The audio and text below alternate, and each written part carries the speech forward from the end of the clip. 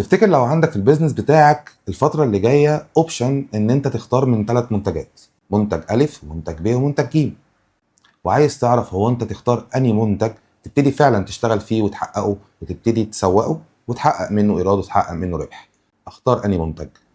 عشان تقدر تاخد قرار زي ده لازم تاخد بالك من حاجة مهمة جدا. مش بس المنتج هيتباع بكام او هيكلفني كام، لازم تبص على حاجة اسمها الجروس بروفيت بتاعك، الربح او مجمل الربح بتاعك على كل منتج.